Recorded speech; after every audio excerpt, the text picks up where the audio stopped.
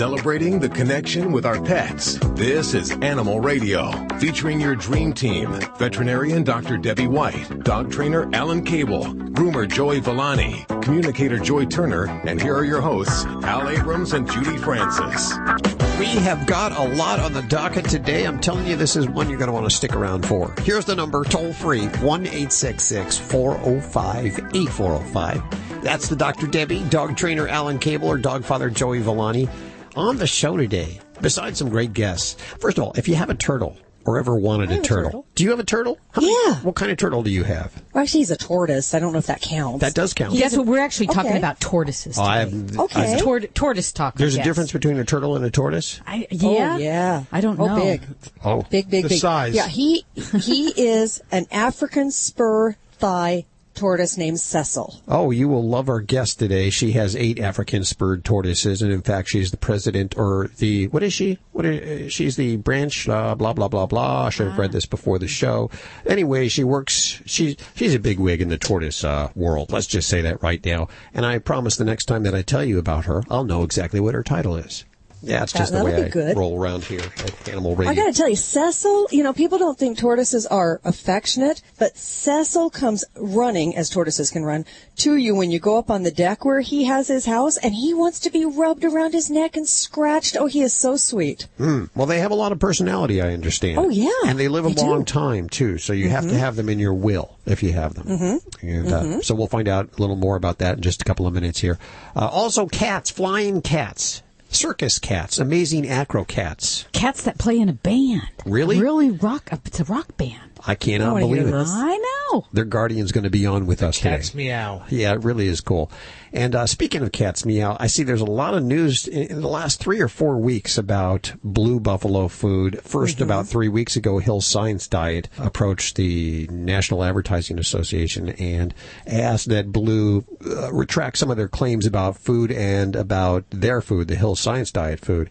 Now I understand Purina is suing them. What's going on? Can you give us a little tease, Tammy? Yeah, absolutely. Purina is suing, saying that Blue Buffalo's been lying about what's in its food. Blue Buffalo says Purina's got some kind of weird science going on here, but Purina wants to basically be paid for the money that Blue Buffalo has made off their products by what it claims is false advertising. So this is getting really hot. Okay, we'll find out more about that coming up with news with Tammy Trujillo. Boy, that could snowball. I know. Yeah. Couldn't it? And of course, all of the I'd want a piece of the action too if I had a food company now. all these companies, all the food companies are consolidating. So there's really like 3 or 4 major food companies now, which means all of your food is really sourced from the same area, unfortunately. That's good and bad. It's hard to tell now. Yeah, it really is.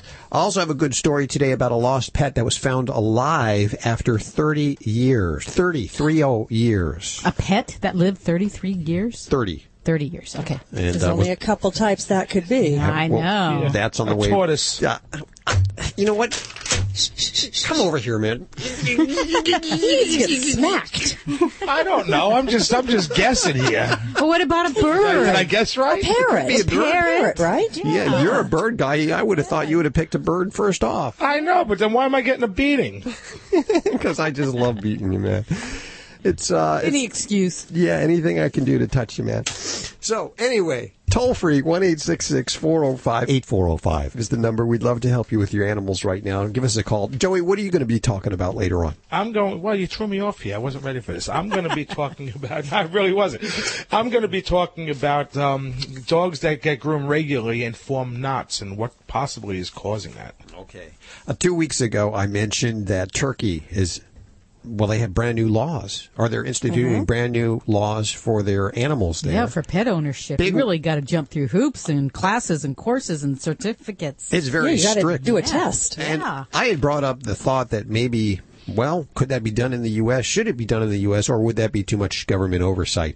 And I got to tell you, I gave out the phone numbers 2 weeks ago on that. The phones have not stopped ringing yet on that. So still calling. Wow. If you have comments about it, we'd love to hear from you today at 1-866-405-8405. Should we have the same laws as Turkey for our animals, or is that too much government in our lives? Let's go to the phones now and cure some of your pet problems. Dr. Debbie. Hey there. How are you doing?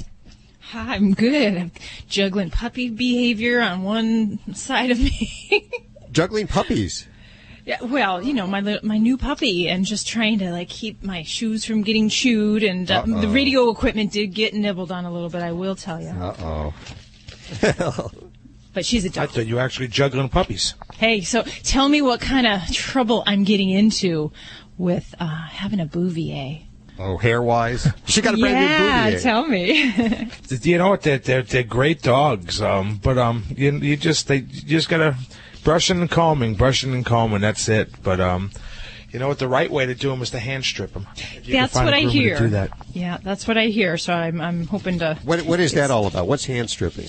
Hand stripping, instead of using a clipper or a scissor to cut the hair, basically what you're doing is you're actually pulling the coat out. So what it does, it's a natural process that actually adds texture to the coat. It completely changes the texture of the coat when you hand strip other than clip. And when the dogs are shown, the working coat should be shown hand stripped because it's more weatherproof. And those dogs, basically when they were working, were outside dogs. I'm glad we don't have to deal with that with the ladybug. Yes. Let's go to Nora. Hi, Nora.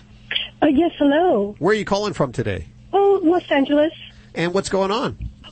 We have a cat that I've had since she was a kitten, and she adjusted to our house. It was a big backyard for her and a house in and out. She can go in and out. Well, my husband moved, and he had to go to Sacramento, so he lives in an apartment. Now, we took her up there because to give my husband company, and now this has been the third week. She will not come out from underneath the couch. She only goes to the bathroom. She eats a little bit, and she goes right back underneath the couch or underneath the bed. Nothing else. That's all she does. I mean, she spends hours there, the whole day there, the whole night there. She's only coming out to eat and go to the bathroom. Okay, well, at least she's eating. That's good. That's a good sign. Yeah. So has she been the only cat in the home? Oh, no, we had two other rescue cats at the house, but she was always the first one. Okay, so she was in a house with multiple cats, and now she's in the house alone. Yeah, she's in a little apartment, 700 square feet, and she does have windows to look out at and look at the squirrels if she wanted to.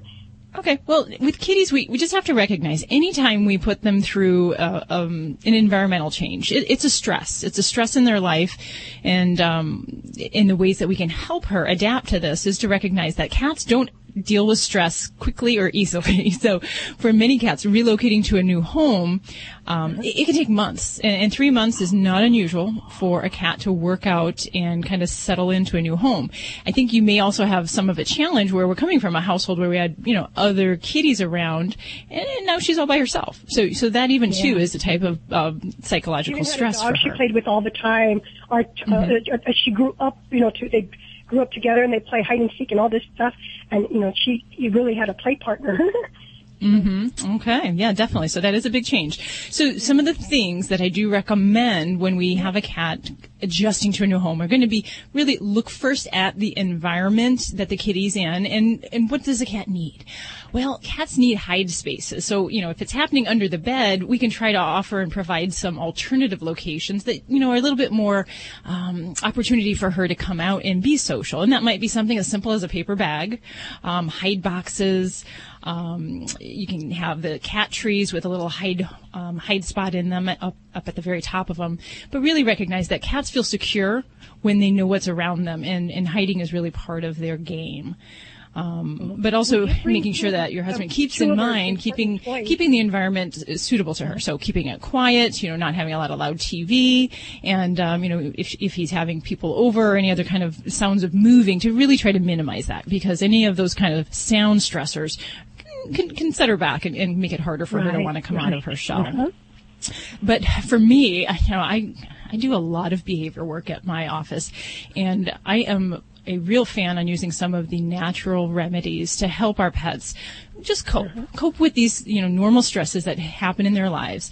And for me, the pheromones, which are the scent hormones, can be really useful for these applications. In my own family, I had my mom and dad moved into a smaller home for a short while. and their cat was having problems, and I prescribed pheromones for their cat, and it truly can help. And pheromones help. They're basically the scent hormone when cats rub their chin on things, and you see that really kind of happy smile when they're chin rubbing. That is the general idea with a pheromone, is it helps to induce that sense of calm and well-being. And that would be a great thing to use, and you can get that in sprays, plug-ins, different forms. For me, for a cat adjusting to a new home, I would use a pheromone like I would use cheap cologne around in the house. So really treat the environment. You can't OD them, and it really can have a positive benefit for something like this. Okay. The other natural remedy that I do prescribe for dogs and cats with stress is L-theanine, and it's basically an amino acid that metabolizes into a type of neurotransmitter, and so it helps with kind of calming and just sense of well-being. This can also be used for things like, I'm sorry? Can you spell that one for me real quick? Sure. L-theanine. It's THEANINE, and the L is just like a capital L prior to that. Okay. There's some different brand names out there. Composure is one. Anxietane is another. But basically, it comes in a chewable, and you give it twice a day. It's just a natural way to help them calm, relax, and just kind of adapt to some of these stresses. Okay. So those would be the things, and then really having your husband just kind of kick back and say, I recognize it's going to take. He has nothing to do there, and he does, we brought her own bed. She does go in, and then she comes out, but sits on it for 10 minutes, and then goes right back underneath the couch. We brought two of her toys, a scratcher with her, and a little mouse that spins around. So we did bring that for she can feel like, oh, this is home. But I'm glad you told me that it's not an overnight thing. Yeah, and definitely. And anything that she enjoyed back in her previous environment. So, if this was a long-term move for her, sometimes having another kitty to play with can make a big difference. So that's something to consider as well, is if that helps her kind of cope. And every cat's different. Some cats, when they're faced with a move like this, if they're very outgoing, gregarious cats to begin with, they may be a bit more apt to manage that change a little bit more up to speed. A cat that's more introverted, quiet, they may be the type that might have a little bit more challenges as they're acclimating into this big move. She's kind of skittish, even because she's been a rescue cat. She was a rescue cat. Come right in. So she was kind of skittish already. Any little noise, and then she'll just jump. Yep. And I would have guessed that, just from what you're going through, that would be kind of a typical personality for a kitty dealing with this. Yeah. Okay. Oh, thanks so much for that information. Hey, thanks for your call, Nora. We appreciate that. I love listening to you guys on Sunday night. We love listening to you too, and we listen to you. Yes? I used to hide in a bag when I first moved. It took you a few months. They kept finding me. Yes. I think 3 months before you actually came out yourself. Came out of the bag, yes. Not out of the closet, right? Yes, of course. Let's get that straight. Toll free 1-866-405-8405 to reach out to the Dream Team. You can also ask your questions via the Animal Radio app for iPhone and Android as well as BlackBerry. It's a free download, plus you'll listen to the shows whenever you want, wherever you want, and browse our resources. And don't forget, Dr. Debbie, our fabulous doctor here who can answer all of your vet questions, has some great books out there like owner's manuals or guardian's manuals for Yorkshire Terriers, Shih Tzus, Pugs and Mini Schnauzers. They're called How to Be Your Dog's Best Friend. We have links over at animalradio.com, or you can do a search over at Amazon. Let's head back to the phones in just a couple of minutes. Tammy's going to have an update on this veterinarian out of Fort Worth, Texas, who apparently didn't euthanize some animals he was supposed to euthanize, use them for blood transfusions. The story gets even weirder. She has details on the way, as well as what's going on with Blue Buffalo food. Why is Hills and Purina suing them? What's the deal? We'll find out. Coming up in just a couple of minutes right here on Animal Radio. You're listening to Animal Radio. Call the Dream Team now at 1-866-405-8405. Animal Radio Radio is underwritten by Natural Balance Pet Foods, the finest food and treats you can buy for your pet. No matter which formula of Natural Balance Pet Food or solution-oriented treat you choose, it will truly be the food for a lifetime and a treat to treat 'em right. Visit naturalbalanceinc.com to learn more. Hi, I'm Jimmy Van Patten, and I'm here to talk to you about our solution-oriented treats for cats and dogs. Natural Balance Pet Foods offers several nutritious treat formulas with tasty solutions for pets. Our treats feature unique ingredients like venison, duck, and salmon, accented with cranberries and pumpkin, and offer grain-free options. At Natural Balance, our philosophy is to provide pets and their owners the food for a lifetime. Natural Balance treats truly treat them right. For more information, visit naturalbalanceinc.com. Did you know it took 39 versions to get the American flag just right? That's proof that great things get even better when they're reinvented. Valvoline's been reinventing motor oil since 1866. And with our all-American roots, we thought it was time to celebrate our legacy by giving away a free American flag. Available at Advance Auto Parts when you buy 5 quarts of Valvoline motor oil and an oil filter starting at $22.99. See store for restrictions and details. Flag offer expires September 30th, 2014. Go to Valvoline-USA.com for more info. What's the best way to bring people together? T-shirts! T-shirts. Custom T-shirts that you design online with Custom Ink. Custom Ink has created over 50 million shirts for families, teams, reunions, church groups, cheerleaders, companies big and small. On-time delivery is guaranteed, and we'll even ship your order absolutely free. Start designing your custom ink t-shirts today and see why 99% of our customers say they would order from us again. Visit customink.com. Gold Bond presents Shaquille O'Neal. So I'm hanging out with my Gold Bond buddies, and they're like, Shaq, great job with the Gold Bond powder spray. People love it. So I'm soaking in the good vibes, kicking off my shoes. Next thing I know, they're coming out with a new foot powder spray. Boom. Shaq strikes again. Gold Bond No Mess Powder Spray cools and refreshes your body. And new Gold Bond Foot Powder Spray has 2 times the odor-absorbing powders to do the same for your feet. Stay cool with Gold Bond. Hi, this is Fred Willard on Animal Radio. And I'm begging you, spay and neuter your animals. I'm sitting up and begging. I'll roll over and play dead if you want. I'll follow you anywhere you want to go.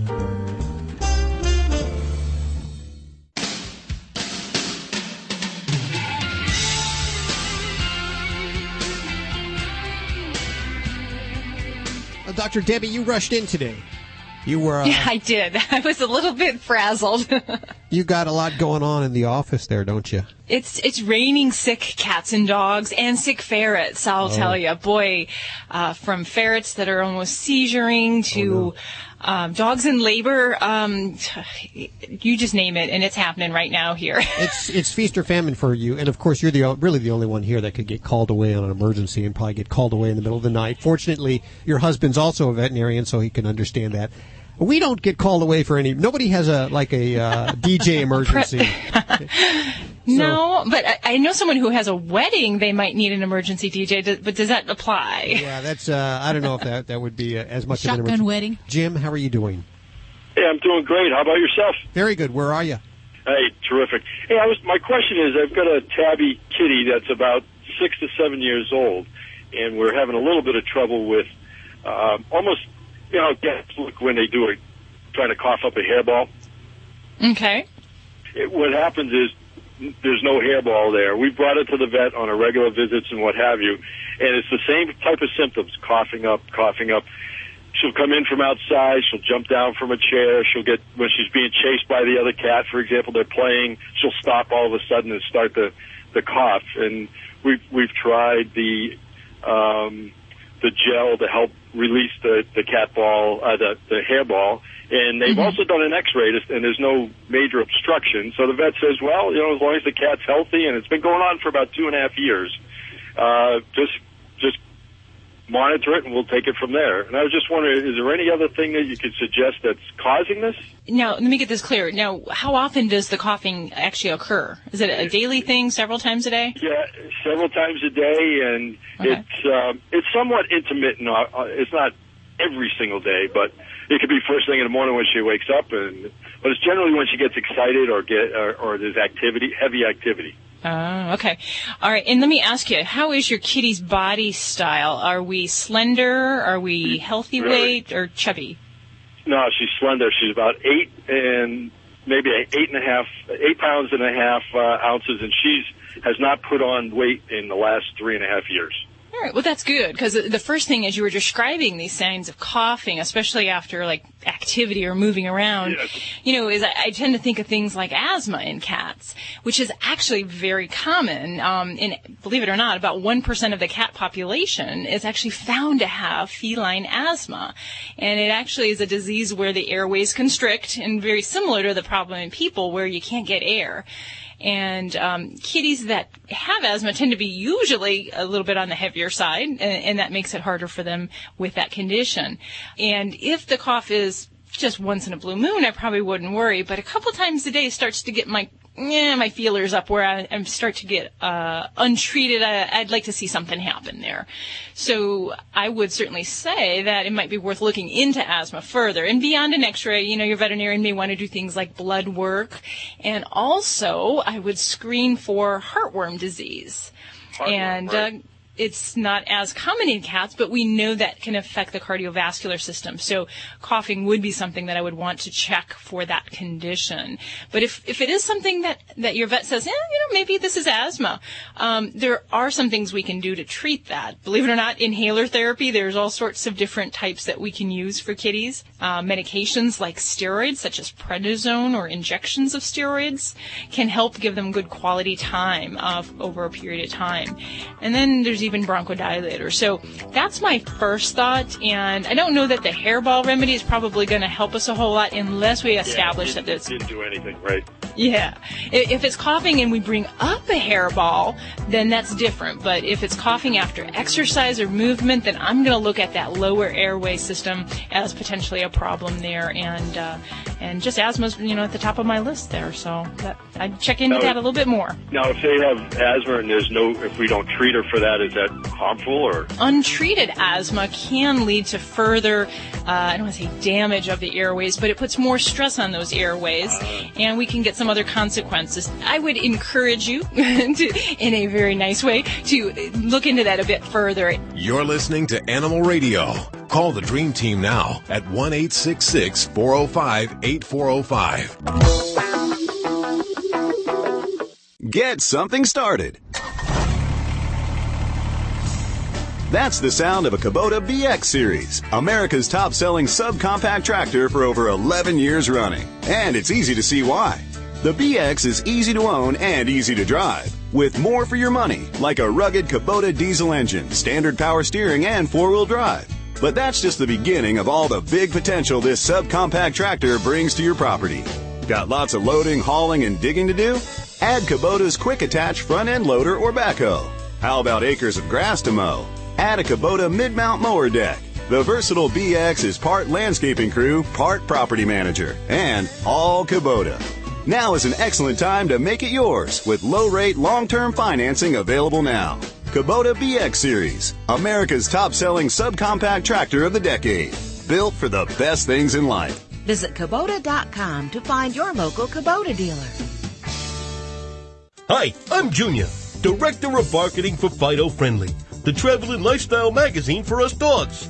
I have the best job in the world, sniffing out hotels and destinations where they roll out the red carpet for canines and humans alike. To find out where I've been lately and to learn how you can travel like me, pick up a copy of Fido Friendly magazine at your local bookstore or subscribe online at FidoFriendly.com to find out what all the barking's about. It's Sam Adams Summer Ale season. I love the summer ale. Cheers. Woo, summertime's here. I like the citrus, crisp and refreshing. It's light, it's not too hoppy. The grains of paradise add a nice little spice to the beer. Smooth, refreshing. It's summertime. Time for Sam Adams Summer Ale. It's perfect. Be great for cookouts, spending some time outdoors. This is the experience for a Sam Adams summer. I could drink that all summer long. It's really a good beer. It really is. Definitely good summer beer. Brewed especially for summer. Sam Adams Summer Ale. Boston Beer Company, Boston, Mass. Save responsibly. This is an Animal Radio News Update brought to you by Drs. Foster and Smith Pet Supplies, with thousands of quality products at low prices every day, so you save on every order. Visit fosterandsmith.com. I'm Tammy Trujillo. May, it is Pet Cancer Awareness Month. And the Colorado State University Veterinary Teaching Hospital has come up with a terrific program to help both kids and pets with cancer. It's a special pen pal program. It's part of YAPS. Now that stands for Youth and Pet Survivors. And kids who have cancer write letters to pets who are also dealing with the disease. Pet guardians, of course, write the return letters and share stories of their own pets' struggles and triumphs. Annie Gillespie is the person who founded YAPS back in 2001 and says even though most of the kids actually get that the animals aren't really writing the return letters, they still write their letters to the pets, and they express themselves in ways that they won't verbally express themselves to parents or doctors. And this really turns out to be an awesome win-win situation.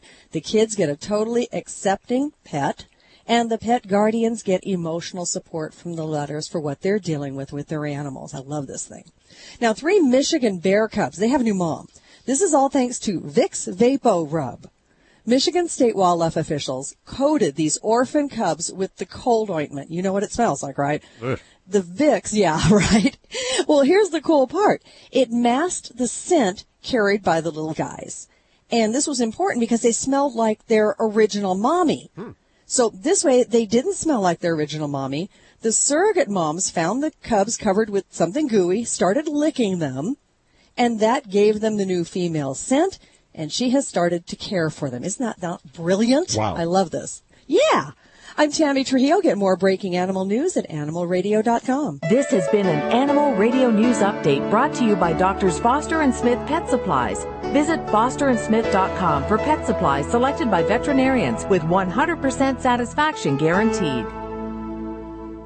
Doctors Foster and Smith, your trusted source for quality, affordable pet supplies. Veterinarian owned, with veterinary expertise behind every product. Doctors Foster and Smith has thousands of name brand pet products, including pet medications, all with a 100% satisfaction guarantee. Low prices every day, so you save on every order, with free shipping on orders $49 or more. Fast service delivered right to your door. Shop online at fosterandsmith.com, because your pet's health and happiness come first. Geico presents Fan Mail to a Pig. Dear Maxwell, first off, hope you are well. And I am. Seems like all you do is promote Geico's web and app abilities. And while I really enjoyed your last commercial where you talked about how I could take a photo of my VIN number and add it to my account all via my Geico app, I've got to think it doesn't leave you much time for anything else. Do tell. Sincerely, Miranda Morgan. Well, Miranda, thank you for asking. And this Geico spokespig does have time to do other things. For instance, I do a lot of VIN scanning to add a car, just a tap away on the Geico app. What dog food is specifically designed to reduce the risk of cancer, settle digestive upsets, reduce scratching and shedding? Canine Caviar. What dog food reduces red tear stains and hot spots? Canine Caviar. What dog food has probiotics that reduce the chance of soft stools and have a higher calorie count for better nutrient absorption? Canine Caviar. So what are you feeding your dog? If you didn't answer Canine Caviar, visit caninecaviar.com today and get your pet started on a longer, healthier life. What's the best way to bring people together? T-shirts! T-shirts. Custom T-shirts that you design online with Custom Ink. Custom Ink has created over 50 million shirts for families, teams, reunions, church groups, cheerleaders, companies big and small. On-time delivery is guaranteed, and we'll even ship your order absolutely free. Start designing your custom ink t-shirts today and see why 99% of our customers say they would order from us again. Visit customink.com. Hi, this is Clive Pierce from HGTV. You're listening to Animal Radio.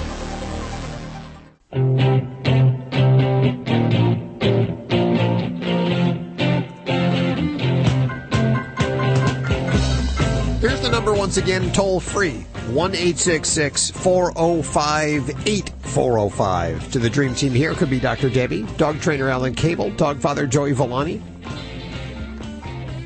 or Ladybug, the studio stunt dog. I always have to check to make sure. Some days she doesn't take calls. She's a little bit of a princess. And some days she just doesn't desire to talk to anybody. She's always here, though. I have to give her credit for that. I feel like that sometimes. I don't want to talk to people. Yeah, I don't feel like it now. Let's shut this thing down. Yeah. I want to be a dog in my next life, is what I want to be. I want to be her. Why? Why do you want to be a dog? Well, because I've been called a dog this whole life, and I figured next life I want to see what it's all about. Makes sense. There. You can also ask your questions from the Animal Radio app for iPhone and Android. It's a free download, and listen to old shows as well as new shows and browse our resources. So download it now if you haven't downloaded the Animal Radio app. Very excited about our next guest. I'm welcoming Samantha Martin to the show. She's kind of one of those multi-talented multitaskers. She does a lot of different things. And one of the things that she does is she trains animals for Hollywood, as well as she kind of curates this amazing acro-cat circus. And I figured we'd get her on the show and find out a little more about what she does. Samantha, welcome. Hi. How are you doing today? Oh, good. How are you doing? Very good. Now, well, how many cats do you have at home? Well, that's a loaded question. Yeah, so I figured I'd start off with that right now. Personal cats are the cats that you have. I'm thinking 15, 16. Maybe some of them work for you. Maybe some of them don't. Maybe some of them are retired. Tell me. Well, actually, there's 13 cats in my show. And then I have another 5 back in Chicago that just strictly do film and production work. And then I have currently 5 foster kittens that I'm raising until they meet their forever human and home. Okay. So the number fluctuates, but right now it's 18, 20, 23. Wow. You know, most people lie about that. You can usually double the amount of cats they have. We're talking about 46 cats there. Yeah. So, Samantha, you talk about the show that you go around the country doing. What is the show exactly? Well, it's a troupe of former orphans, rescues, and strays that have somehow come into my life over the years. And then I've kind of found their strong point, like basically their special talent. Just because they are my pets, I kind of watch what they do around the house, and then I came up with some cute tricks that would correlate, their natural talent. So if I have a cat that likes to paw at things, I'm going to come up with some tricks that involve, up there using their paw. If I have a cat that's always like racing up, the curtains or racing up a cat perch to the top, then I'm gonna capitalize on that skill and go with something that cat likes to do. So, over the years I've put together this show. I started it about 8 years ago, and it was very simple at that point. And I just had a couple ladders and a big rope and some pedestals that I found at IKEA that this looks like cat training tools. So, and I kind of built up the show from scratch. And now 8 years later, it consists of 13 cats. And a whole set, like 2,000 pounds worth of props. And it ends with the finale of the Rock Cats, which is a troupe, which is a 5-piece cat band. Actually, it's 6-piece if you count the chicken. With cat on piano, drums, guitar, chimes, cowbell, and then the chicken on cymbal and tambourine. Wow. And then I have a groundhog on the gong, but our gong needs to be repaired, so I haven't been able to add the gong into the band yet, so... When I was a kid, I was a teenager, I played in a band, and there was a lot of attitudes. Do you have, like, one that wants to sing and one that wants to play the cowbell, or do you have to deal with that kind of stuff? Well, they all have their instruments that they play, so they don't cross over on the instruments. But sometimes if the guitar player gets too close to the drummer, then there's a little bit of swatting going on in the middle of the show. Because you don't want that. Unprofessional like that. It's just... there's egos involved, and the guitar player is kind of all over the place and upsets the drummer, and then the chicken will fly up at the keyboard player, and that upsets the keyboard player, and so there's definitely problems in the band for sure. Do they ever not perform and just refuse to and walk off stage? Oh, well, there's always at least a couple cats during every show that maybe they'll do their first trick and then they'll just leave and just wander the audience. Yeah, and that's it seems like walking from lap to lap in the audience, and just people are just loving it and just loving on them. And I'm like, oh. But then they'll come back and just in time to do another trick, or they'll come back and I'll work them back into the show and re-add that trick later on. So there's a lot of this silent communication between me and my assistant of okay, Wicky's back. Okay, grab the rappelling. Or Jax is back, grab the barrel. But yeah, they're never 100% cooperative because they're cats. So they kind of do things at their own pace, when they want to do it, what they want to do. They pick and choose. They negotiate all the time where it's like, how about this? And they're like, no, I'm not feeling that. I'll do this instead. And you're like, okay, just go with it. But that keeps the show fresh and exciting, and you can watch it you can watch it a dozen times, and every show will be different. Wow. I think people are just amazed when they see cats do tricks because, unlike a dog, you don't see it that often. When you do, you're like, wow, I didn't realize they can actually learn this. Well, you can't reason with a cat. A dog you can reason with, but a cat but you can't. Well, now, who was our Russian friend that... Gregory Popovich? Gregory Popovich does somewhat similar, has a show in Las Vegas, and he picks his animals. They're also shelter animals and rescue animals, and he also picks them by what they do, what they already do. Was he a mentor for you at all? I did meet him once, actually, but my mentor was a man called Mo DeCesto, who was one of the original Hollywood animal trainers, and he trained the rats for Ben and Willard. Way back in the day. So, he worked on all those early, TV shows and movies that, before animatronics came around, back when, an animal trainer was really an animal trainer and you really had to train the animals to do some amazing things. So, I actually met him years ago when I worked on a documentary called Rats, because I started my company with a cage full of rats like 25 years ago, and I had set out in life to be, I wanted to be an animal trainer for horror movies, so I had all those like creepy critters and those kind of hard to handle, the misunderstood, menagerie. And so I kind of sought him out when I was out here working on this documentary, and I ended up being stranded here for 10 days because of the heat embargo. I couldn't get my rats back to Chicago, so I just ended up staying at his place and getting to know him, and he, we worked together every day, and I learned so much from him. So he actually is more, I consider him to be my mentor. We are with Samantha Martin of Amazing Animals. Judy, go ahead. I was just going to say, you've worked with not just cats, but you've worked with chinchillas and lizards and alligator. What was the easiest animal to work with, and what was the worst or the hardest? Well, the rats and the chicken are the easiest. Really? Yes. Okay. And I would say that... Why? They learn faster? No, they learn super fast, and they're not affected by external stimuli. Wow. So, especially like chickens, like rats are a little bit neophobic. So you can perfectly pattern a rat to do a stunt, and then somebody sets down an apple in that, in the middle of the path, and they're like, whoa, what's this? Why is this here? And it completely throws them off, where chickens are, once you have them trained, they're very task-oriented, and there can be all sorts of noise and activity, and something else can be set next to them, and they just don't even pay attention to it. So, chickens are incredibly easy to train. The next animal will be the rat. And probably more challenging are some of the raccoon family, because they're very smart. And they're really fun to train, but they have a temper. So like a you have to 2-year-old. kind of watch. Yeah, they'll go from wanting to lick your face to wanting to bite you just like a half a beat. Most actors are that way too. I know Robert De Niro was a lot like that. Hard to work with. I have so many questions. You do so many interesting things, especially with in respect to Hollywood. But we are out of time, so we're going to have to get you on again sometime. I want to give out your website. It's circuscats.com. Circuscats.com. Your shows coming up in Seattle, Washington, Portland, Boulder, Denver, or Colorado Springs. If you're listening in any of those cities and you want to make it, I'll put all of these dates up at the website here. Samantha, thanks so much for joining us today. Sure. Thank you for having me. We're going to head back to the phones, toll free, 1-866-405-8405. You're listening to Animal Radio. Call the Dream Team now at 1-866-405-8405. Hi, this is Dean Koontz on Animal Radio. Please spay and neuter your pets.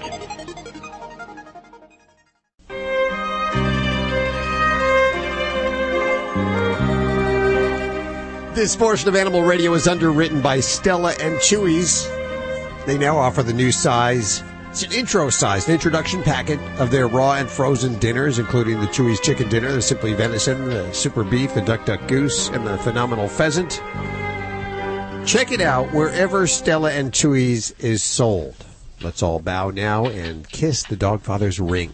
Kiss the ring, guys. Come on. I got a good question from a listener today. Yeah? Whose name is who has a great name, Christy Huntley. I don't know why I like that name. Anyway, Christy Huntley has a Shih Tzu that she brings to the groomers every 2 weeks like clockwork. The dog is just about 8 years old. And since the dog was a puppy, they've been going to the same groomer every 2 weeks. She's having problems, though, noticing that the dog is getting matted in between that period of time. Now, she does say that she does nothing at home whatsoever to the dog. She figures that every 2 weeks going to the grooming salon should be enough. Why is this happening? And is there anything, that she should be looking at besides just brushing and combing?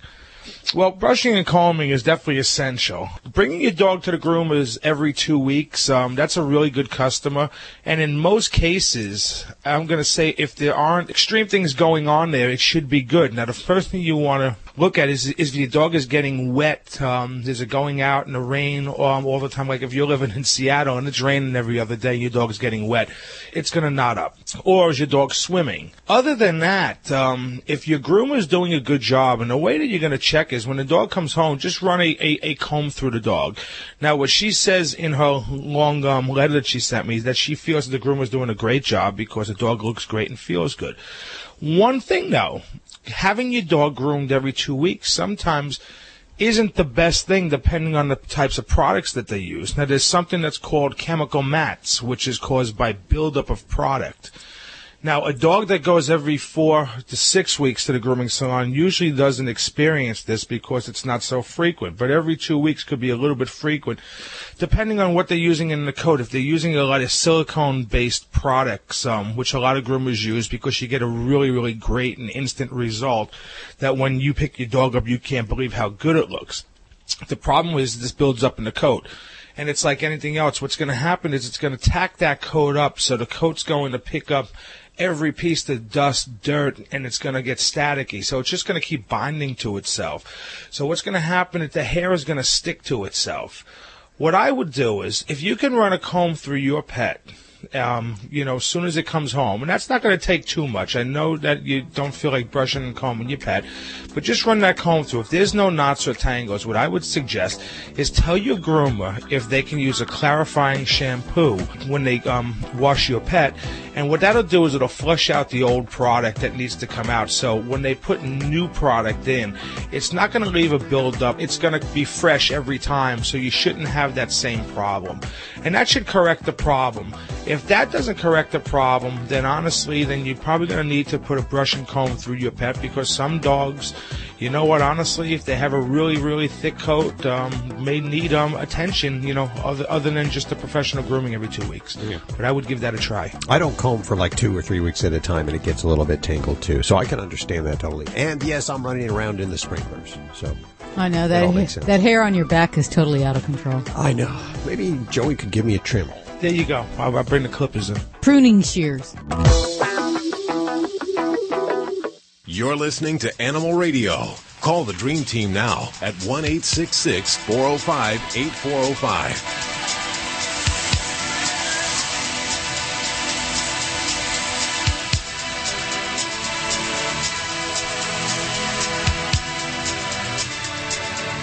It's Animal Radio, celebrating our connection with our pets. Toll free, 1-866-405-8405. Hi, Terry. Welcome to the show. Oh, how you doing? Very good. I understand you want to talk to Dr. Debbie. Oh, yeah. Well, what do you have going on there, Terry? Dr. Debbie, I've got a German Shepherd. And, oh, by the way, Hal, I sleep with all 5 of my dogs when I go home. Oh, you poor guy.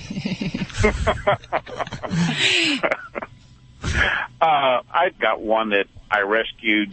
She's very dog aggressive to my other dogs. Mm-hmm. Okay, the wife and daughter had her out here, been about a month ago out in the yard. We're still having to take shifts with them. And she went after the horse. And the first time she went after the horse, she got grazed. This time she got a good kick. And she had to be rushed to the vet, and they put her on antibiotics and brain swelling medicine and I don't know, whatever. It was a $250 bill is all I can tell you. Okay, so she had some major head trauma then, huh? Yeah, she got hit pretty good. She took a good shot. But by the time they got back from the vet, the first thing she did when they let her out of the truck is she chased one of the cats up the tree. My wife described her as looking like Rocky after one of his fights. Oh, boy. Yeah, her head swells and everything, but her one eye has went black, and I know she's blind in it because I've caught her at the house. She's had her attention on something, and I've come around and I've actually touched the eyelash, so I know she's blind in that eye. Should that eye come out, or should we just kind of let nature take its course? Or well, let me ask you, how long ago did this accident happen?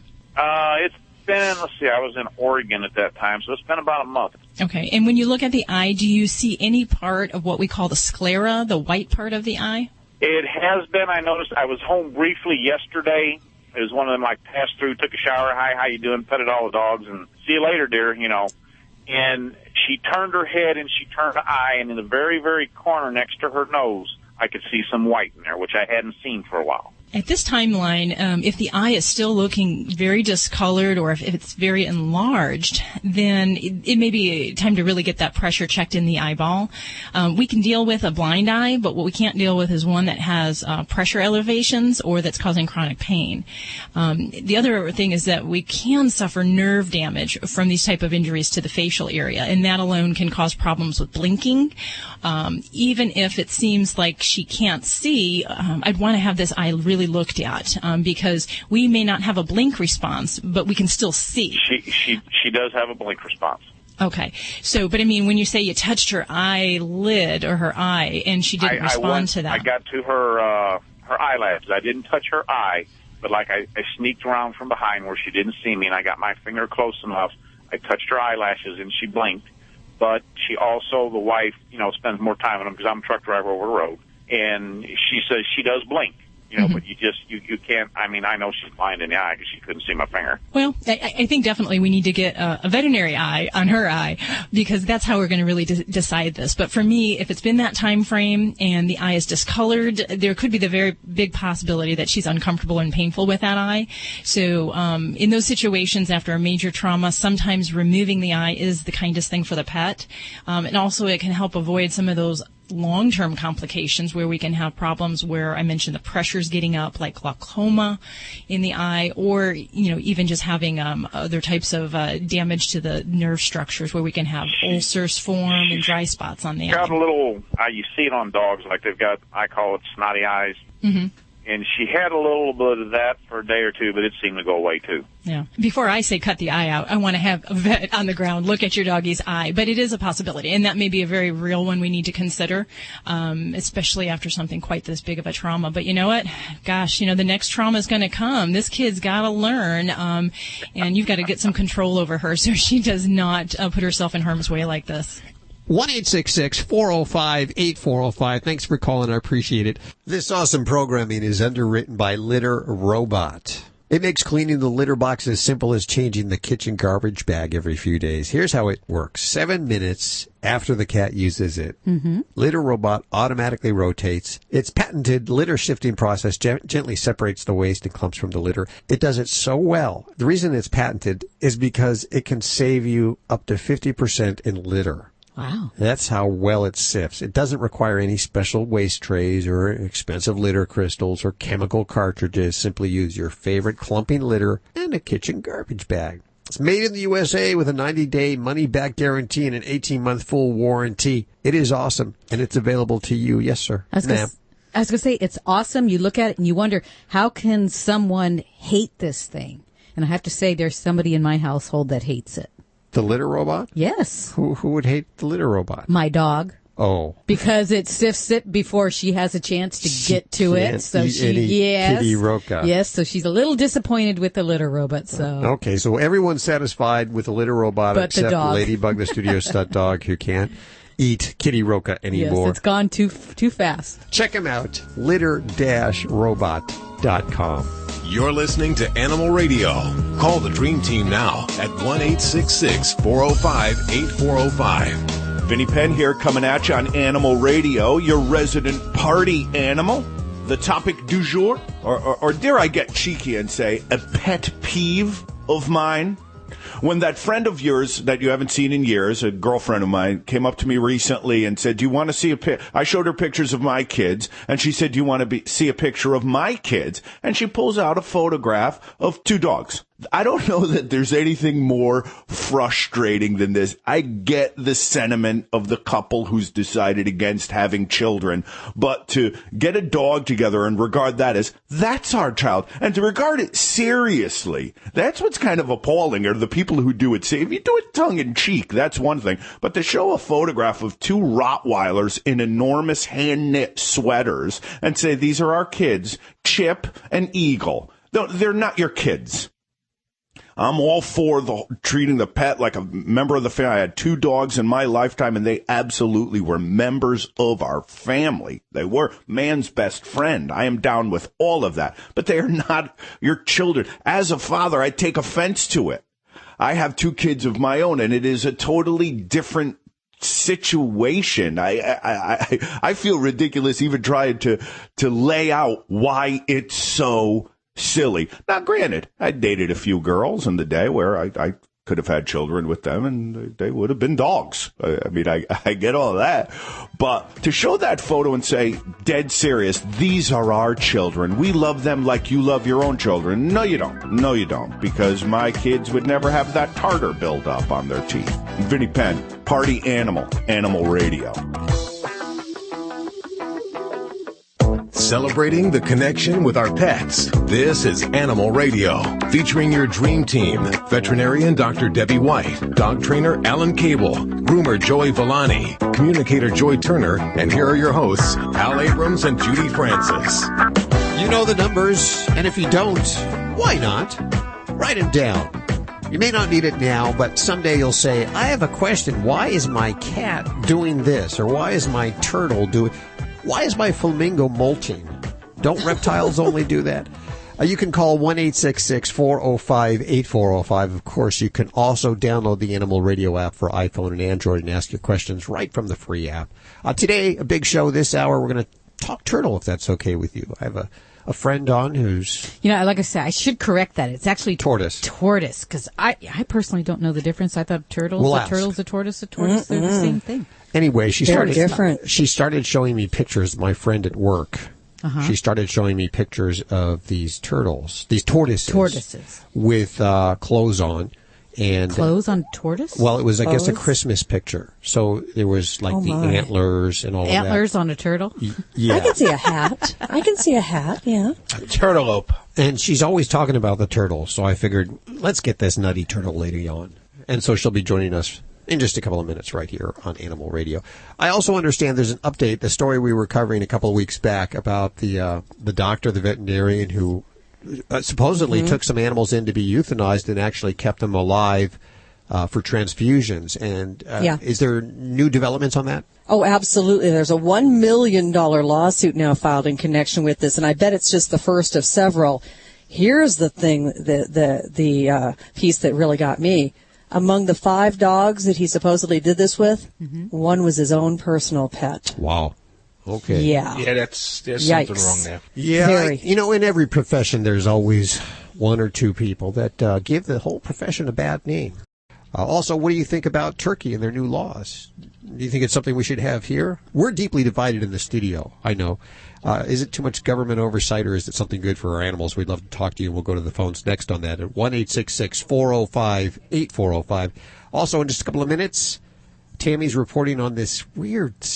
Blue buffalo is having an awful time the last few weeks. They have the Hill Science Diet, which has contacted the National Advertising Organization, some organization like that. Don't quote me on that if that's not the right organization. And they have asked them to retract some of their advertising claims. Now, Purina is suing them. We'll find out. It's big business. It's a $60 billion. Well, the pet industry is $60 billion a year. 37 of that is in food alone. And you see all these small companies get swallowed up. And so there's like 4 or 5, maybe really even 4 major players right now. 2 weeks ago, Procter & Gamble sold their entire pet division to Mars. The people that make Meow Mix, they already have their pet division over there. So it's a huge industry, and there's a lot of money at stake, and so it's no surprise that there's lawsuits going on. Tammy will have all the details in just a couple of minutes right here on Animal Radio. Oh, we're going to go to the phones? Yeah, let's go to the phones. Oh, thank you very much. Hey, Rick, how are you doing? Oh, okay. Where are you calling from today? Moline, Illinois. Moline, Illinois. Now, why are you just okay? Is it snowing? No, it's not snowing at all. You're just not feeling 100%? So what's going on with your dog or your cat? Really, I don't have a dog or a cat, but my question is, say your pet dies, and if you thought enough of the animal, say like a dog or a cat, do you think they could embalm the animal like they do to humans before they inter us? Well, yeah, it's certainly possible. And I can tell you that at least in the pet cemetery that services the area in Las Vegas, they don't do embalming, but it can be done. The facility just has to have certain licensing to do so. And, for some folks, I personally am sure I have a very different opinion than a lot of our listeners. But embalming for many people, they think it's a great way to go, especially if you're doing a viewing and you want to preserve your pet. As far as now, I'll be honest, Rick, this is a little strange. You don't even have, are you calling because you have a friend that has an animal or a pet, or? Oh, no. But it's just a thought crossed my mind. Yeah. And I'd say that, a lot of folks, there's cremation, there's burial. So, if you're getting into where you want to bury your pet, embalming may come into play. On the other scheme of things, there are folks that want to actually preserve and have a physical reminder of their pet with them that they can look at. And we've covered this on the show in the past of freeze drying, believe it or not, is a way that people can preserve their pets, and it's kind of an alternative to the standard taxidermy, and both of those methods are ways that you can kind of preserve your pet if that's your thing. I have a question. So in embalming, I guess I thought that was taxidermy, but embalming is just preserving the body, not for display? It's usually for short-term display. So like for people, they embalm and they basically drain the blood and put in different chemicals and processes that preserve the body so it can be viewed over a period of a couple days. Since for animals, that's just a short-term thing. It's not necessarily done as a long-term way to keep your pet around, but as part of the burial process for many people, that might be something they would look at. But for that person who wants to kind of have the reminder and put that pet on their shelf or wherever, I think the taxidermy and the freeze drying are kind of the things I've heard of. And I don't know. What do you think about this, Rick? Is that something you'd want to do if you had a pet? I've thought it over because embalming is a dignified and it's a respectful and a sanitary thing, to before they inter the dead. Mm-hmm. So is it more of a spiritual thing that you're talking about? Or is it preserving the animal? Well, the point I was making is if one thought enough of the animal, because animals don't have souls. Because I know, like King Tut was embalmed, and that was done for spiritual reasons. So is that what you're talking about? Well, no, because animals are not spiritual beings. But what I'm saying is, if the pet owner thought enough of the animal, to discard the carcass, in a dignified way. Okay. I've never heard of that before, but thank you so much. I appreciate it. Hopefully that answers some questions for you there, Rick. And I have another question concerning animals. Shoot. Okay. If a pet, instead of spaying or neutering the animal, would it be possible that they could vasectomy the male or tie the female's tubes?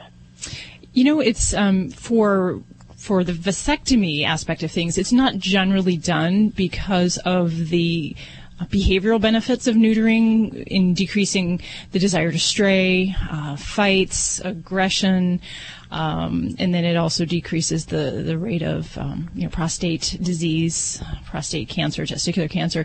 For those reasons, that would be falling short of what the goals of neutering have proven to be. So it's really not a direction that veterinary medicine has gone, and not really something that would be advised for the general well-being of a pet. Now, for the same thing, when we talk about tubes tying in a female dog, that's not really done also for those same reasons, because you still have that source of estrogen, which can lead to mammary cancer, which will cause the hormonal changes, which should still have their heat cycles.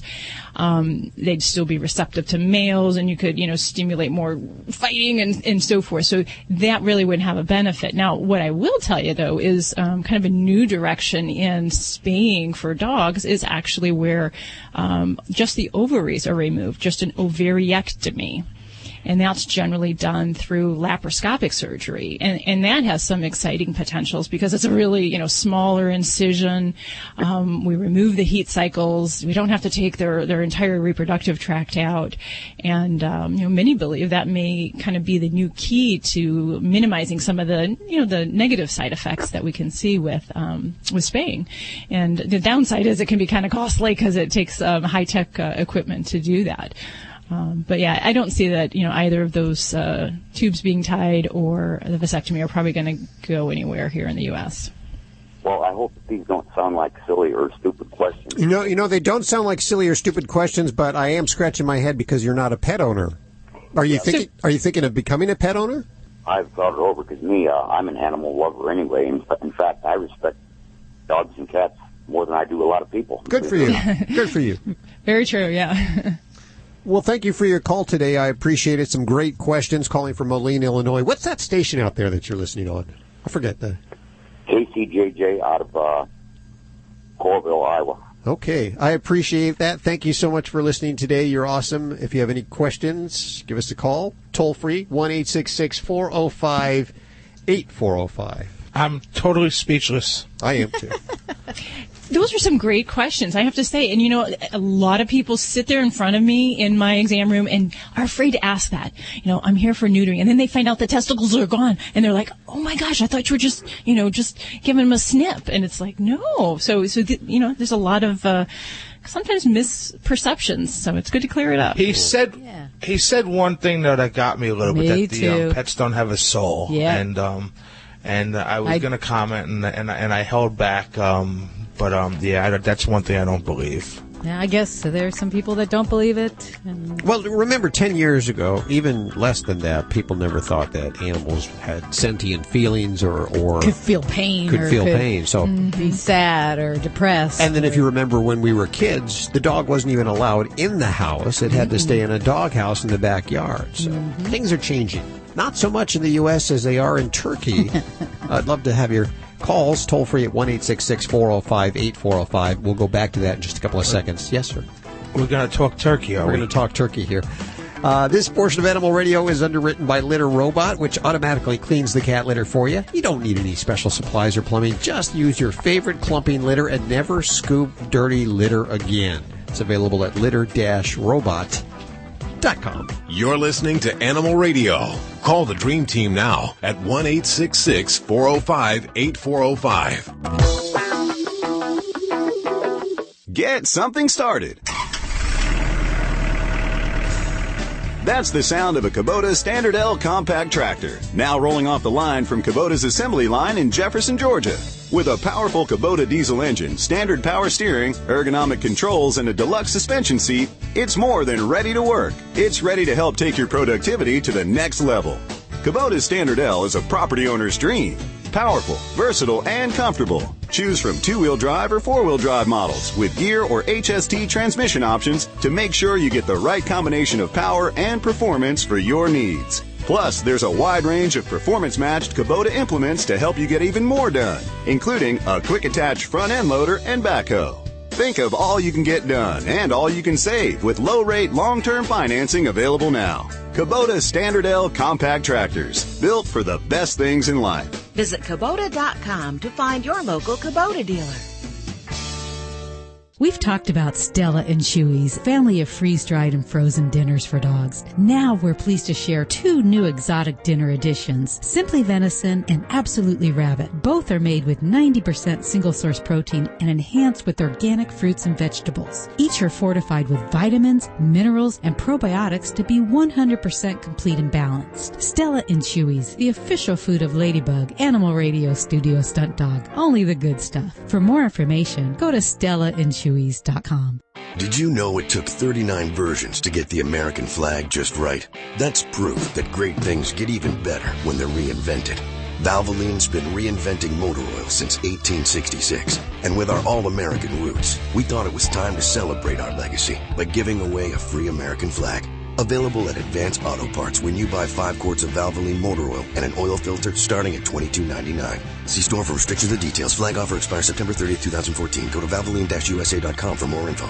Hey, this is Big Ant from Rescue Inc. Remember, spay and neuter your animals. abusers are losers. Now back to Animal Radio.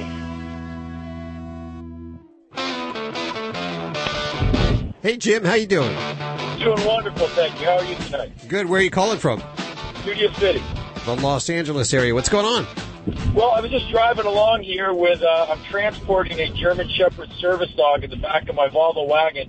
I've been a dog trainer for 20 years, been really all through the topic you're talking about as far as dogs and taking care of them and pets and animals, seen all kinds of different owners, and I have an opinion about what you were discussing as far as Turkey and the licensing and the training. Do you think it's a good thing or a bad thing, and do you think it's something that would work here in the U.S.?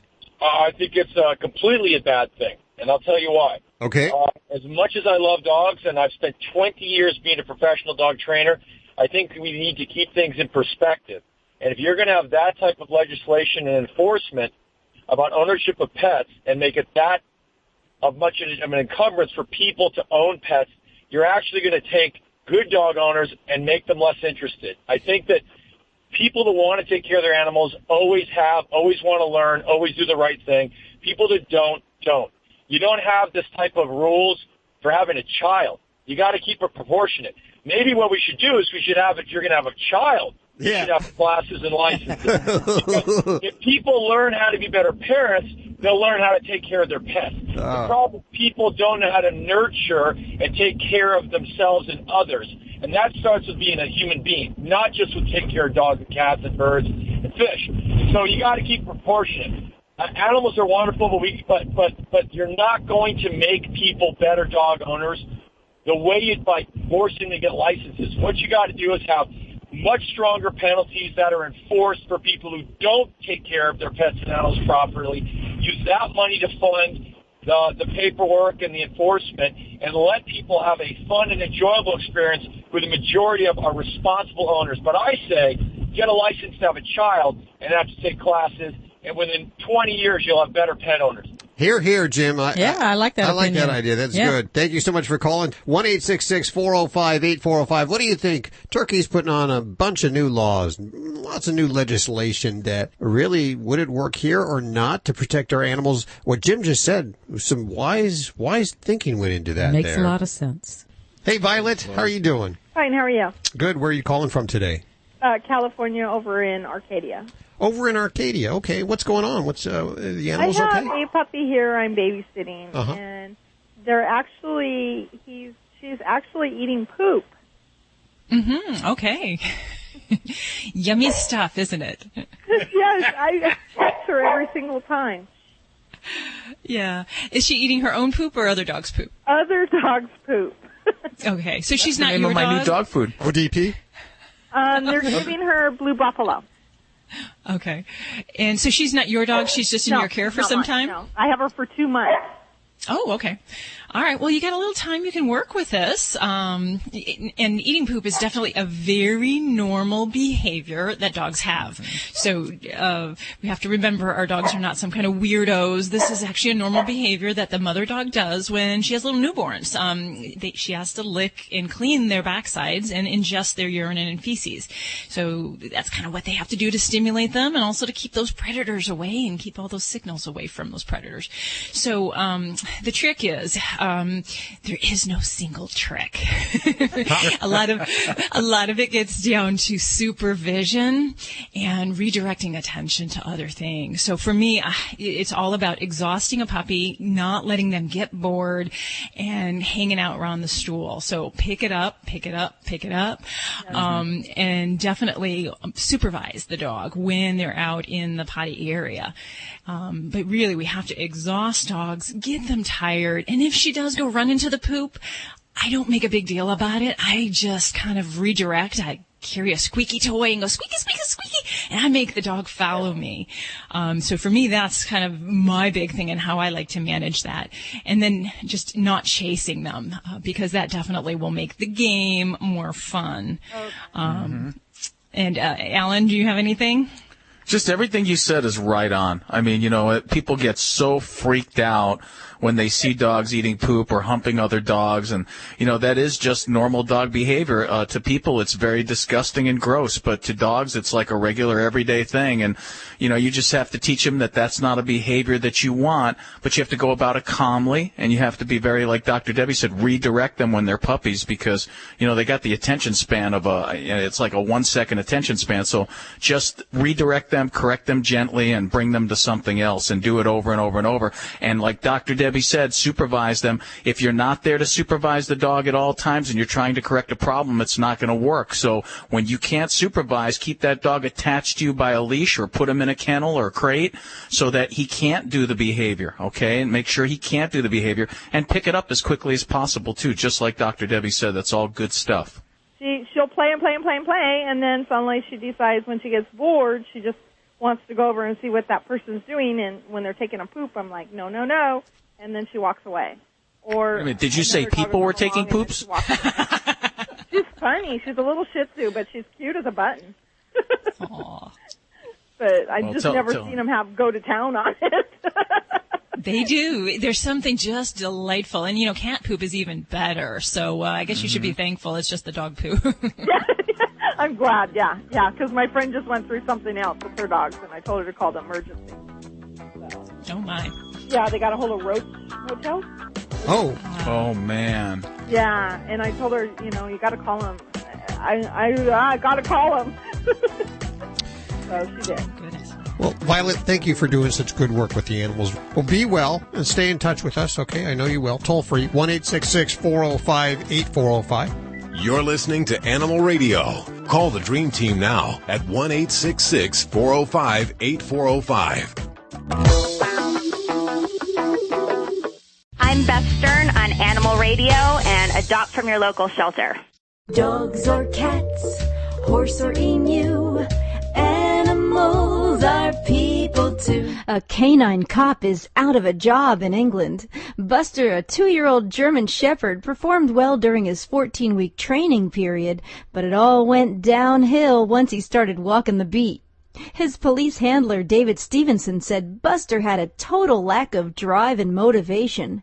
Stevenson said Buster once walked right by a suspect who was hiding in a garden, and when they'd patrol the streets together, instead of deterring the late-night drunken rowdy crowd, Buster would wag his tail and eat their French fries. Since his firing, Buster has found a new profession. He's now a pet to a family, where wagging his tail is pretty much all that's required.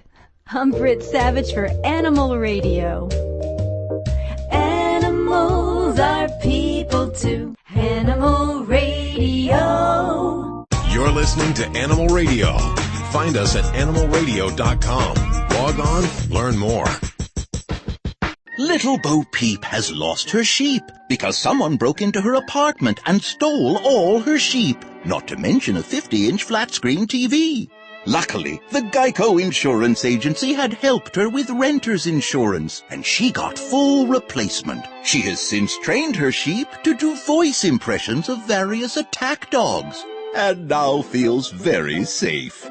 Visit Geico.com to see how affordable renter's insurance can be. What dog food is specifically designed to reduce the risk of cancer, settle digestive upsets, reduce scratching and shedding? Canine Caviar. What dog food reduces red tear stains and hot spots? Canine Caviar. What dog food has probiotics that reduce the chance of soft stools and have a higher calorie count for better nutrient absorption? Canine Caviar. So what are you feeding your dog? If you didn't answer Canine Caviar, visit caninecaviar.com today and get your pet started on a longer, healthier life. It's Sam Adams Summer Ale season. I love the summer ale. Cheers. Woo, summertime's here. I like the citrus, crisp and refreshing. It's light, it's not too hoppy. The grains of paradise add a nice little spice to the beer. Smooth, refreshing. It's summertime. Time for Sam Adams Summer Ale. It's perfect. It'd be great for cookouts, spending some time outdoors. This is the experience for a Sam Adams summer. I could drink that all summer long. It's really a good beer. It really is. Definitely a good summer beer. Brewed especially for summer.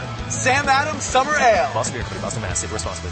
Gold Bond presents Shaquille O'Neal. So I'm hanging out with my Gold Bond buddies, and they're like, Shaq, great job with the Gold Bond powder spray. People love it. So I'm soaking in the good vibes, kicking off my shoes. Next thing I know, they're coming out with a new foot powder spray. Boom. Shaq strikes again.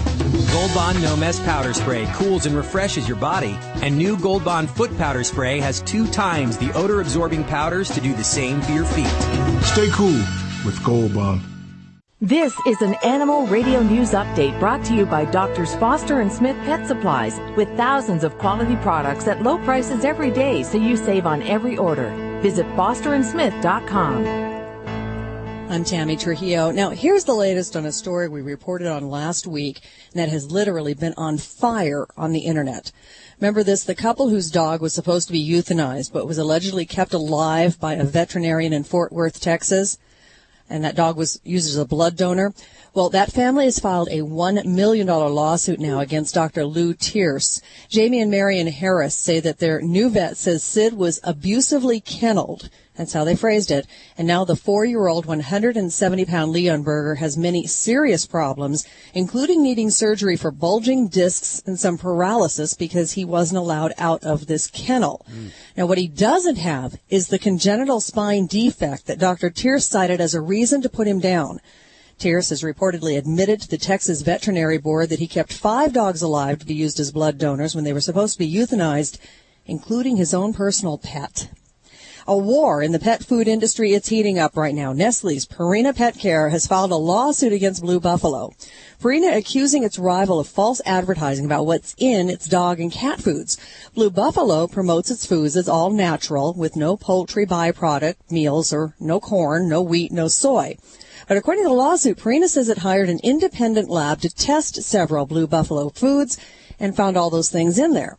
Purina wants the court to force Blue Buffalo to run commercials correcting its claims of being all natural and to pay damages to Purina for profits it says were a result of the false advertising and amounted to unfair competition. Now, Blue Buffalo standing by its products and says Purina's lab results were based on, quote, some kind of weird science. Now, here's another story, I love this, that proves you just should never give up on a missing animal. This one is about a family in New Jersey whose terrier pit bull mix got out of their backyard during Superstorm Sandy. This was back in October of 2012 when that hurricane hit. Chuck James and the family, they looked everywhere for Reckless, and finally just a few weeks ago gave up and went to the animal shelter to adopt a new dog into the family. And you can probably guess what happens next here, even though it's totally amazing. There was Reckless in the first kennel that they went to. The shelter says he'd been picked up as a stray. Nobody knows where he's been all this time, but he's in pretty good shape. And he is back with the James family, who are still living in a hotel while their home is being fixed. But I bet they don't care a bit now because Reckless is back.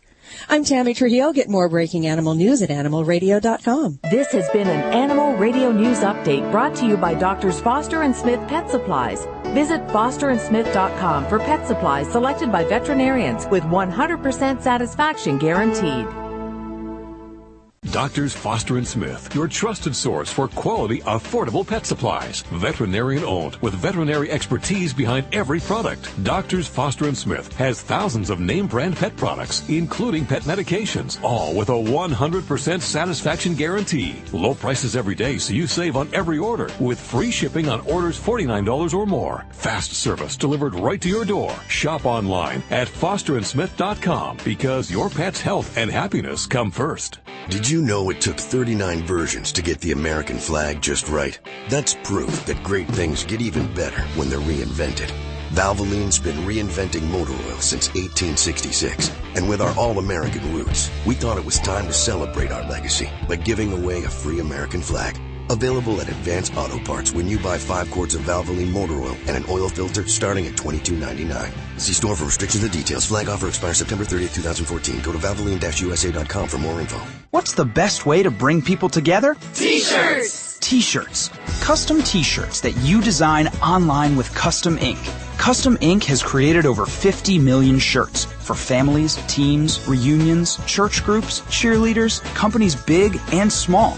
On-time delivery is guaranteed, and we'll even ship your order absolutely free. Start designing your custom ink t-shirts today and see why 99% of our customers say they would order from us again. Visit customink.com.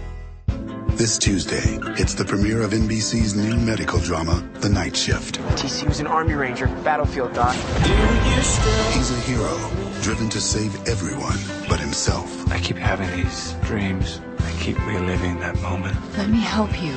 But how can she heal the man who broke her heart? I can't stop thinking about you. The Night Shift premieres Tuesday at 10/9 Central after the premiere of America's Got Talent on NBC.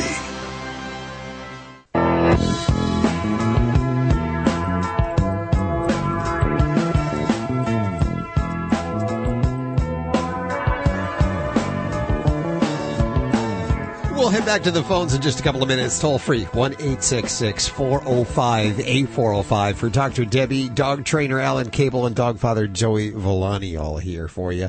Okay, here's the story you've been waiting for all this time. About this pet that was found alive after 30 years. It happened back in 1982. It was lost back in 82. It was lost back in 1982. The Almeida family was having their home renovated. And then during that renovation, apparently, their tortoise, Manuela, disappeared. They assumed she had escaped. 32 years later, the Almeidas were cleaning out their upstairs storage room when their father had literally been hoarding a ton of old furniture and broken electronic equipment and found Manuela alive and well. So, yes. In a storage room all this time? What did they eat? How did it survive? Exactly. Lots of questions, but we do know that it was a tortoise. You were probably wondering all this last hour and a half what animal would be lost and found after 30 years. It was a tortoise. And again, I don't know the difference between a turtle and a tortoise, and that's why I figured we'd get the expert on. We have Lisa Winn. She is the vice president of TOOSLO, which is TOOSLO, which stands for the Turtle Organization of San Luis Obispo. Is that correct? You got it. Welcome to the show, Lisa. Hello. How are you doing today? I'm good. How are you doing? Well, I've been telling everybody about this crazy turtle lady down at Tortoise my other lady, job. tortoise. Lady. First, what is the difference between a turtle and a tortoise? Okay. The difference between a turtle and a tortoise. A tortoise lives on the land, and it is mostly either tropical or desert. A turtle needs water. So a sea turtle, you're going to always find it in the sea. It's only going to come out on land when it's going to lay eggs. A pond turtle is going to come out on a log and maybe sun itself, get itself all nice and warm, and then it'll go back into the water. And it'll come out on the land, too, to lay eggs. So a turtle needs water to survive. A tortoise lives on land, but it does need water. It needs to drink water, but it doesn't need to survive in water. Well, Tammy, our news director here, I just found out we're learning so many things about her. She just joined about a month ago, and I just realized that she has one of these African Spurred Tortoises. Oh, my Sure gosh. do. And yeah, that's Cecil. Yeah, that's awesome. How old is Cecil? Well, we're not sure because he was actually given to me by one of my students about a year and a half ago. Okay. But maybe you can tell me, because Cec is about, he's kind of oblong, but on his longest side, he's about, I'd say 20 inches. So 20 how old would that make him? Well, gosh, he could probably be in his teens.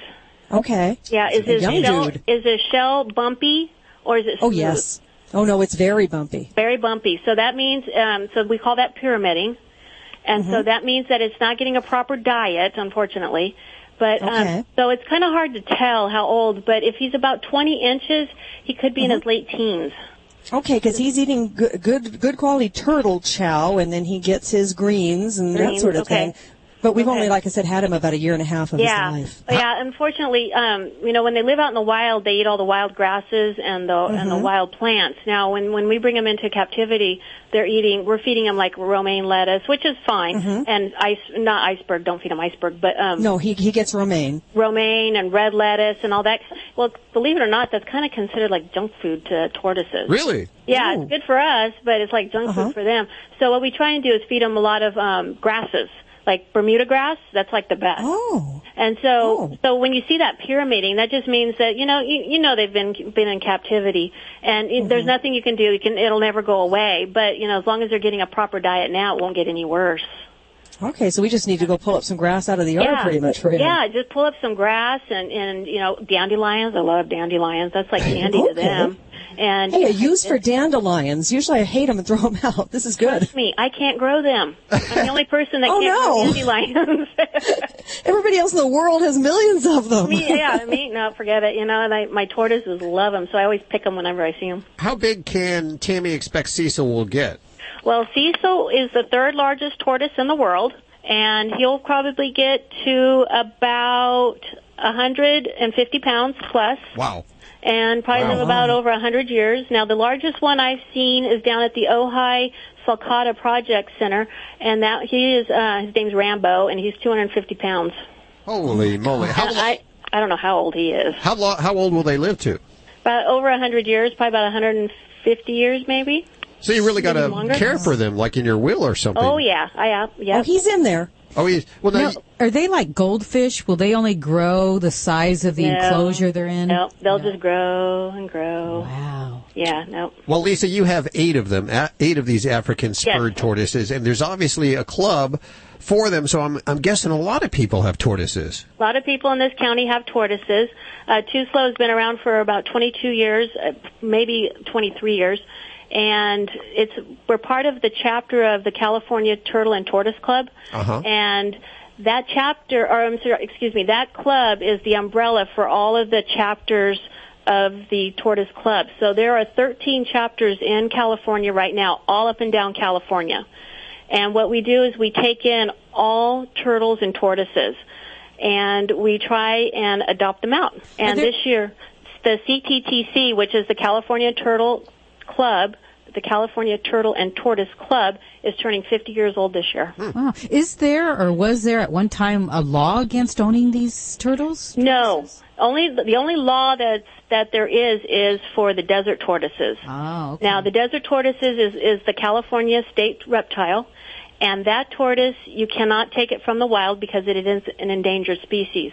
But we do have those come into our organization for adoption. So what we do is we take them in, make sure they have a good, clean bill of health, and then what we try and do is match them to the right person, and we'll adopt them out. And then what we do is we go out and do yard checks, make sure they have the proper enclosure, proper food, proper heating, and that kind of stuff, because those guys do hibernate. And then once we get them ready to go for adoption, then we have the new parents fill out an adoption form, and they also fill out a form for the I'm trying to think of the name. It's Fish and Game, but now it's Fish and Wildlife Service. Oh. They issue them a tag.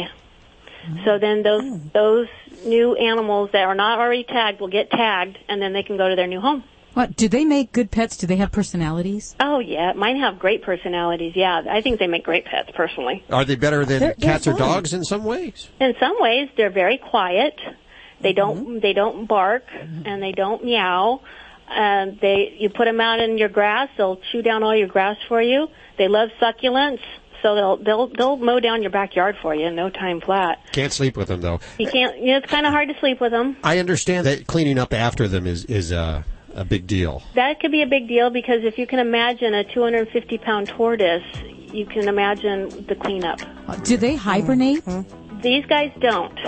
The African Spurred Tortoises do not hibernate, but the desert tortoise does. Ever get aggressive at all? They can. The males can get aggressive when it's during mating season. The males will get aggressive with each other. Really? What will they do? They'll kind of ram each other and try and knock each other over and on their back. Yeah, they'll try and knock each other on their back. Yeah. I do that with Alan Because they can't right themselves. No, they can't. They it's get tough. turned over. They can, but it's not easy because what they're doing is once they're on their back, they're actually laying on their lungs.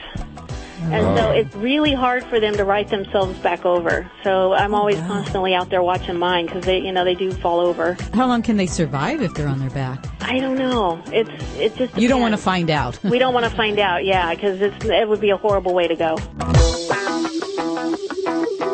You're listening to Animal Radio. If you missed any part of today's show, visit us at animalradio.com or download the Animal Radio app for iPhone and Android. So many questions, so little time. We were with Lisa Winn. She is the vice president of the Too Slow Club, which is a tortoise club in San Luis Obispo County. That's in California, Central California. If you're wherever you are, there's probably an organization near where you live that you could look out and find. Great pets, according to Lisa here. I know Tammy had a question about cleaning. What was it, cleaning? Or what was your question, Tammy? Well, I got a question. I got to tell you one funny thing. I got warned about, because I don't like to wear shoes. I wear sandals all the time. And I got warned if I have any kind of red or pink toenail polish to be really careful, because Cecil will think my toes are berries and try to bite them. Exactly. Yep. I do that too. Well, here was my question. I was told, because we did a lot of research when we got Cess, because we'd never had a guy like him before, that we need to oil his shell, because we're in Southern California and it gets pretty hot where we are. Is that true? Do we have to oil his shell? And if so, what do we oil it with? I've never heard of oiling it.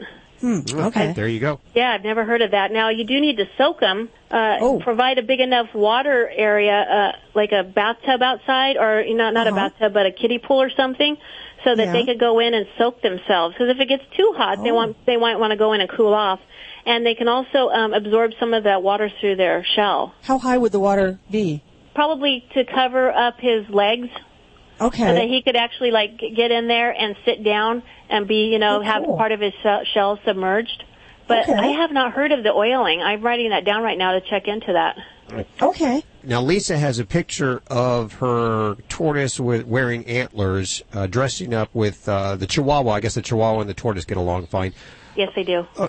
You have these guys, 8 of them, in your will, I take it? Yes, I do. So what do you have? What are you prepared for? I mean, well, when we're prepared, because they're going to outlive me, most likely. And so what I did was I decided that we have a problem with people getting older and having all these tortoises, and then they pass away. And then the club actually acquired about 400 tortoises from somebody who had passed away. So we just wanted to get the word out there about, we got to provide for these guys. So I do have in my will, they go to my friend. And does your friend know? Yes, she does. Okay. Yeah, she does know. And she gets a lump sum of money that goes with the tortoises, and I told her that, you get this money, you get the tortoises, and then you can do what you want with them. But some of the money has to go with the tortoises to make sure they're provided for. When I was growing up, my mom had about 10 of them when I was a teenager, and she used to take red fingernail polish and put our address on the bottom of their shelves because they would always get out the gate. Yeah, we see a lot of that. But they actually can do tagging, microchipping. Before we let you go, there was big scares about salmonella. Is that anything we need to worry about? Just be careful with especially the red-eared sliders. Those are the water turtles. And you never want to get a turtle that's smaller than 4 inches. That they are actually illegal to acquire. So you want to make sure that they are over 4 inches. And that's just because when if they're little, especially with the children, they're holding the tortoises. They put their fingers in their mouth. Don't put your turtles in your mouth. I know that was. Don't put your turtles in your mouth and wash your hands afterwards. The website tortoise.org. What are we going to find there?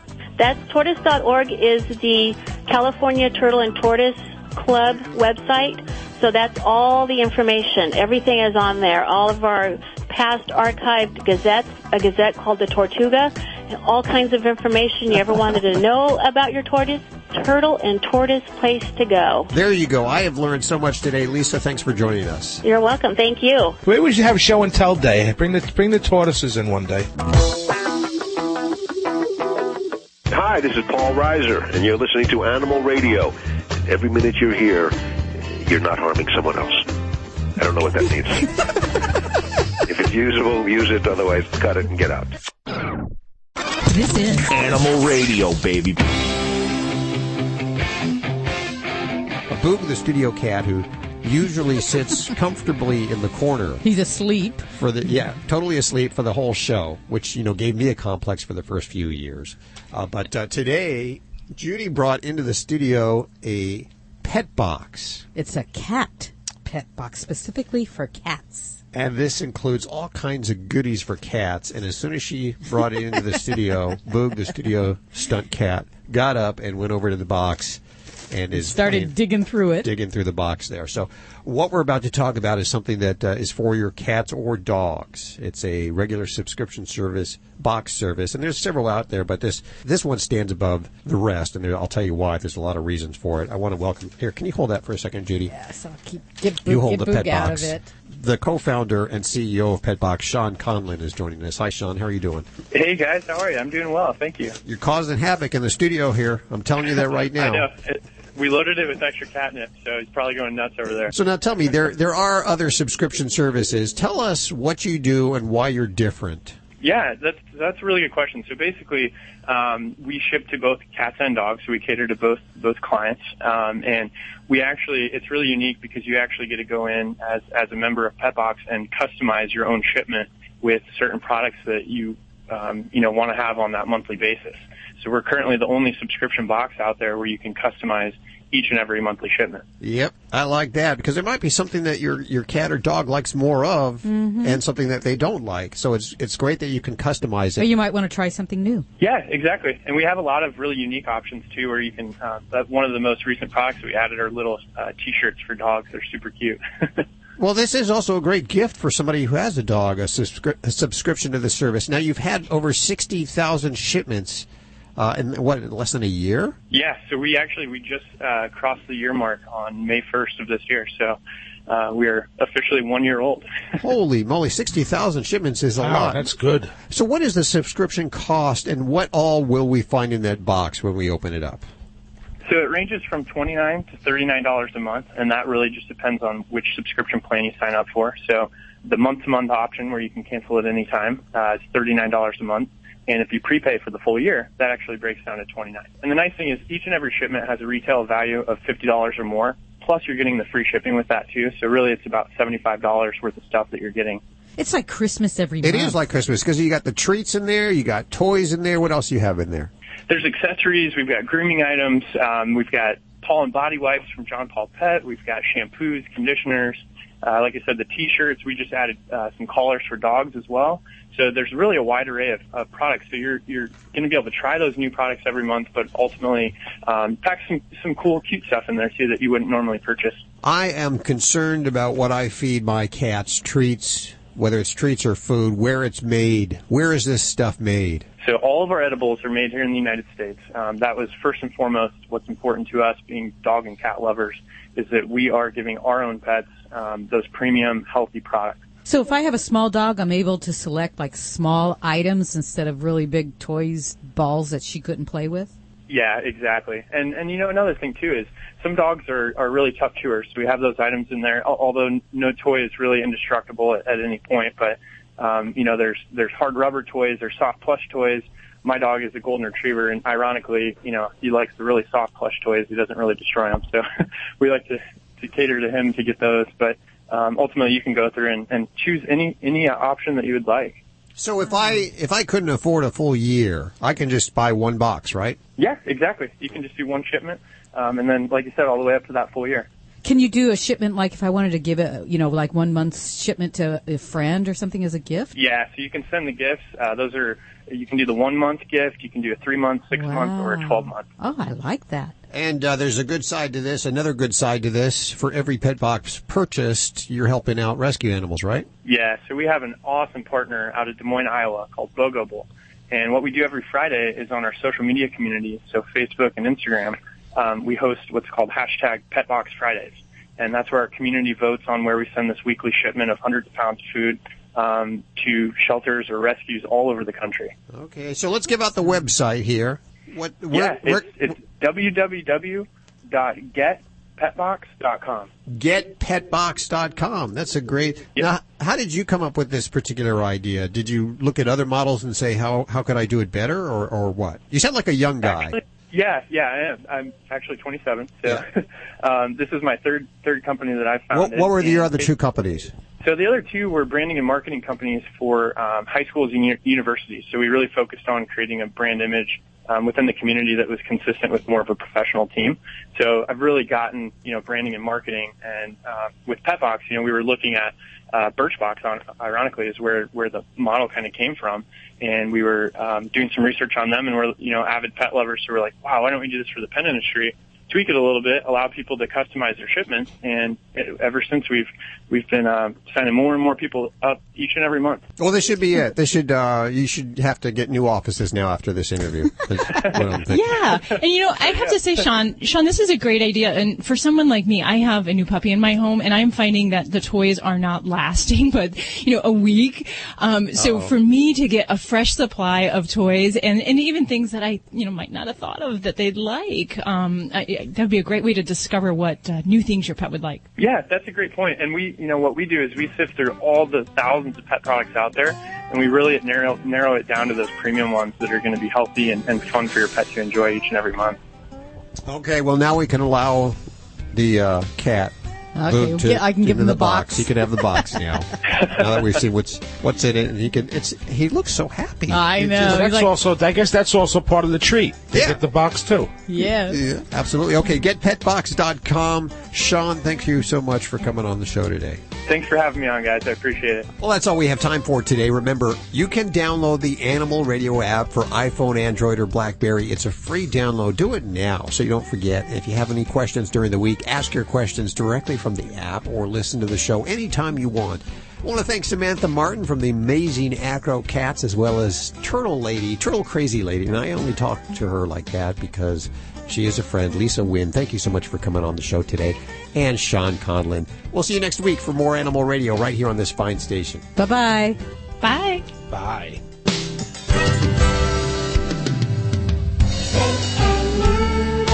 Always adopt, don't declaw. This is Animal Radio Network.